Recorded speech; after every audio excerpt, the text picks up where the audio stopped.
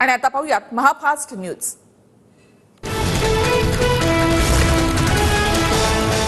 लाडकी बहीण योजना लाडक्या बहिणींसाठी नसून मत विकत घेण्यासाठी लाडक्या बहिणी बेईमानांना ओवाळणी टाकणार नाहीत। संजय राऊतांचा सरकारवर हल्लाबोल। रवी राणांनी मिश्किल टोले लगावले, या अडाड्याला समजलं नाही। लाडकी बहीण योजनेवरून नितेश राणेंची संजय राऊतांवर टीका, तर चुकून यांचं सरकार आलं तर हे सगळ्या योजना बंद करतील, नितेश राणेंची टीका। राखी पौर्णिमेच्या निमित्तानं 18 ऑगस्टला देवेंद्र फडणवीस राज्यातील बहिणींशी संवाद साधणार। लाडकी बहीण योजना जनतेपर्यंत पोहोचवण्यासाठी भाजपचं अभियान, भाजपचे प्रदेशाध्यक्ष चंद्रशेखर बावनकुळे यांची माहिती। घड्याळ, धनुष्यबाण आणि कमळासमोरचं बटण दाबा, योजना बंद पडणार नाही। विरोधकांच्या खोट्या प्रचाराला बळी पडू नका, अजित पवारांचं आवाहन। नोव्हेंबरच्या दुसऱ्या आठवड्यामध्ये विधानसभा निवडणुका होण्याची शक्यता, सूत्रांची माहिती। तर 15 नोव्हेंबरपर्यंत निकालाची शक्यता, सूत्रांची माहिती। दिल्लीमधील नेत्यांना आणखी दिवस बॅटिंग करायची आहे। विधानसभेच्या निवडणुका पुढे ढकलण्याच्या चर्चांवर सुप्रिया सुळेंचं वक्तव्य, तर दिवाळीच्या आधी किंवा नंतर मतदान होईल, सुळेंचा दावा। विधानसभा निवडणुकांच्या तारखा मॅनेज करण्याचा प्रयत्न होईल। विधानसभेच्या तारखांवर संजय राऊतांनी व्यक्त केली शंका, कोर्टामध्ये तारखा मॅनेज करून घटनाबाह्य सरकार चालवलं जात असल्याचा राऊतांचा आरोप। महायुतीमध्ये विधानसभा निवडणुकीपूर्वी सर्व्हेची चढाओढ, लोकसभेमध्ये फटका बसल्यानंतर भाजपबरोबर शिंदे आणि अजितदादा गटाचाही स्वतंत्र सर्व्हे, सूत्रांची माहिती। सॅम्पलिंगमध्ये बदल करून महायुतीमधील पक्षांचा सर्व्हे, लाडकी बहीण योजनेसह इतर योजनांची प्रश्नावली, सर्व्हेनंतर जिंकून येण्याच्या निकषावर तिकीट देणार, सूत्रांची माहिती। 2 महिन्यांपासून आमचा सर्व्हे सुरू, निवडून येणाऱ्यालाच तिकीट देणार, संजय शिरसाट यांची प्रतिक्रिया। महायुतीसाठी विधानसभेचा सर्व्हे अत्यंत प्रतिकूल, मात्र आम्हाला कोणत्याही सर्व्हेची गरज नाही।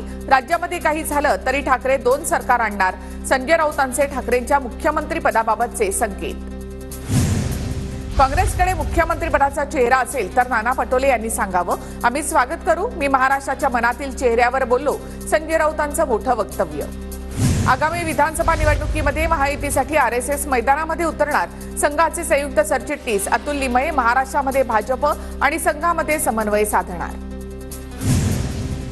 उमेदवाराचा सर्व्हे रिपोर्ट निगेटिव्ह असल्यास तिकीट कापणार, विधानसभा निवडणुकीसाठी भाजपचा मोठा निर्णय, विद्यमान आमदारांना सुद्धा लागू होणार आदेश, भाजपकडून जाहीर।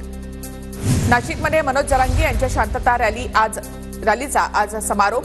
नाशिकमधील शाळा महाविद्यालयांना सुट्टी जाहीर, मनोज जरांगे यांच्या रॅलीच्या पार्श्वभूमीवर जिल्हा प्रशासनाचा निर्णय। नाशिकमध्ये मंत्री छगन भुजबळ यांच्या निवासस्थानी आणि कार्यालयाच्या बाहेर पोलिसांचा बंदोबस्त वाढवला, मनोज जरांगे यांच्या शांतता रॅलीच्या पार्श्वभूमीवर पोलिसांचा बंदोबस्त। सरकारच्या निर्णयाची 29 ऑगस्टपर्यंत वाट पाहणार, त्यानंतर निर्णय घेणार, जरांगे पाटलांचा इशारा। मराठ्यांच्या आमदारांच्या मतांवर निवडून येणाऱ्याला काय करणार, फडणवीसांच्या भाकरी खातो म्हणून मराठ्यांची गद्दारी करणार का, मनोज जरांगे यांचा प्रवीण दरेकर यांच्यावर निशाणा।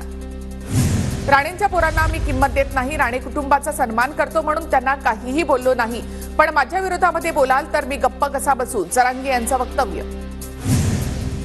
मराठा समाजासोबतच धनगर, लिंगायत, मुस्लिम आणि भटक्या समाजाच्या आरक्षणासाठी आमची मार्ग काढण्याची सहकार्याची भावना, कायद्यामध्ये बदल करणं गरजेचं, मराठा आरक्षणाबाबत सुप्रिया सुळेंचं वक्तव्य। आमदार बालाजी कल्याणकर यांना मराठा आंदोलकांनी अडवलं, कल्याणकरांना घेराव घालत मराठा आंदोलकांनी जाब विचारला। काल रात्री भाजपची मोठी बैठक पार पडल्याची सूत्रांची माहिती। भाजपचा नवा अध्यक्ष महिला किंवा ओबीसी असावा, या अनुषंगाने बैठकीमध्ये चर्चा, सूत्रांची माहिती। तर मंत्री राजनाथ सिंग यांच्या घरी बैठक झाल्याची माहिती। शिवसेना पक्षाचं नाव आणि चिन्हाबाबतच्या सुनावणीची तारीख पुन्हा बदलली, 17 सप्टेंबर ऐवजी आता 20 ऑगस्ट सुप्रीम कोर्टामध्ये सुनावणी होणार।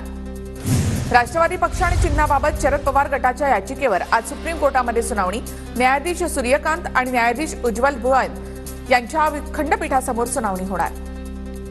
अमरावतीमध्ये आज महायुतीची विधानसभा निवडणुकीसंदर्भात बैठक, शिंदे गटाचे नेते मंत्री उदय सामंत आणि अजित पवार गटाचे अनिकेत तटकरे उपस्थित राहणार। पश्चिम विदर्भातील महायुतीच्या बैठकीचं रवी राणा यांना निमंत्रण नाही, नवनीत राणा यांना सुद्धा बैठकीचं निमंत्रण नाही अशी सूत्रांची माहिती। स्थानिक राजकारणामुळे निमंत्रण न दिल्याचा राणांचा आरोप। 15 ऑगस्टपासून पुणे जिल्ह्यामध्ये अजित पवार गटाची जनसन्मान यात्रा, दगडूशेठ गणपतीचं दर्शन घेऊन सारसबागेमधून यात्रेला सुरुवात होणार. 15 ऑगस्टला हडपसर आणि वडगाव शेरीमध्ये तर 16 ऑगस्टला भोसरी आणि चिंचवड मतदारसंघात यात्रा जाईल. एमसीएचे नवनिर्वाचित अध्यक्ष अजिंक्य नाईकांनी घेतली शरद पवारांची भेट. अजिंक्य नाईकांनी शरद पवारांचे आभार मानले. एमसीए अध्यक्ष पदाच्या पोटनिवडणुकीमध्ये शरद पवारांनी पाठिंबा दिला होता. आमदार बबन शिंदेचे बंधू रमेश शिंदेंनी घेतली शरद पवारांची भेट. बबन शिंदे अजित पवार गटाचे माढ्याचे आमदार. रमेश शिंदे यांनी मुलगा धनराज शिंदे सोबत पवारांची भेट घेतली. बुलडाण्यामधील जिल्हाधिकारी कार्यालय परिसरामध्ये केंद्रीय मंत्री प्रतापराव जाधवांचा जनता दरबार.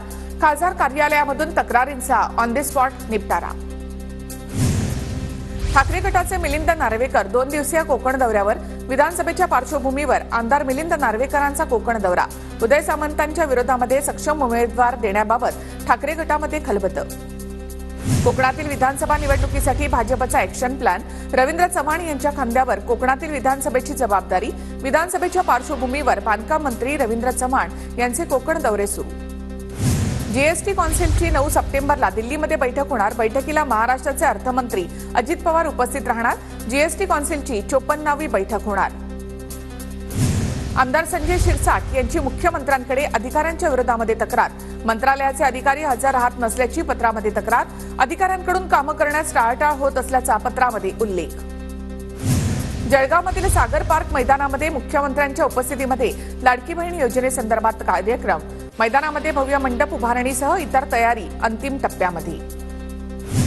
मुख्यमंत्री शिंदेंच्या दौऱ्याच्या पार्श्वभूमीवर जळगाव शहरामधील आकाशवाणी चौकातील महामार्गावरील खड्ड्यांची दुरुस्ती. या मार्गावरून मुख्यमंत्र्यांसह दोन्ही उपमुख्यमंत्री कार्यक्रमस्थळी जाणार आहेत. मुख्यमंत्री शिंदेंचा आमदार बच्चू कडूंना फोन. आमदार बच्चू कडू आज मुख्यमंत्री शिंदेंची भेट घेणार. शेतकरी दिव्यांगांच्या मागण्यांबाबत चर्चा होणार. मराठा आरक्षणाच्या विरोधी सर्व याचिकांवर आज मुंबई हायकोर्टामध्ये सुनावणी. मुंबई हायकोर्टाच्या पूर्ण पीठापुढे आज सुनावणी होणार. नोकरी आणि शिक्षणामध्ये दिलेलं आरक्षण वैध की अवैध यावर सुनावणी होणार. विशाळगड अतिक्रमण आणि हिंसाचाराबाबत सरकारची भूमिका स्पष्ट करा. मुंबई हायकोर्टाचे राज्य सरकारला निर्देश. अतिक्रमण विरोधी कारवाईच्या याचिकेवरील सुनावणीवेळी निर्देश. आमदार कोट्यामधील घरं देतो असं सांगून महिला अधिकाऱ्याची फसवणूक.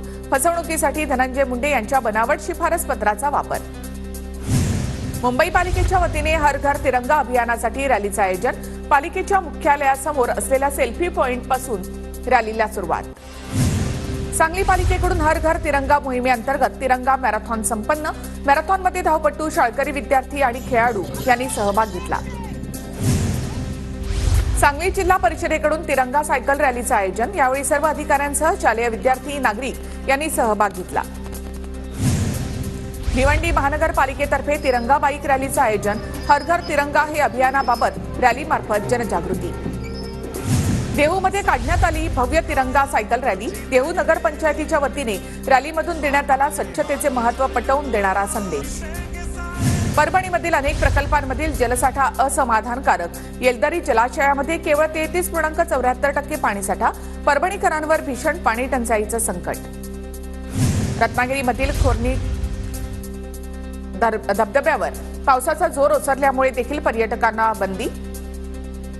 पर्यटकांना बंदीमुळे व्यापाऱ्यांचे नुकसान. अमरावतीमधील मोर्शीच्या अप्पर वर्धा धरणाचे 13 पैकी 11 दरवाजे उघडले. वर्धा नदी पात्रामध्ये पाण्याचा विसर्ग सुरू. नदीकाठच्या नागरिकांना सतर्कतेचा इशारा. जायकवाडीच्या पाणी पातळीमध्ये वाढ. पाणीसाठा 29.35%. गेल्या 24 तासामध्ये 9,586 क्युसेक पाण्याची आवक सुरू. अमरावतीमध्ये हरभऱ्याच्या भावामध्ये उच्चांकी वाढ. हरभरा 7,250 रुपयांवर.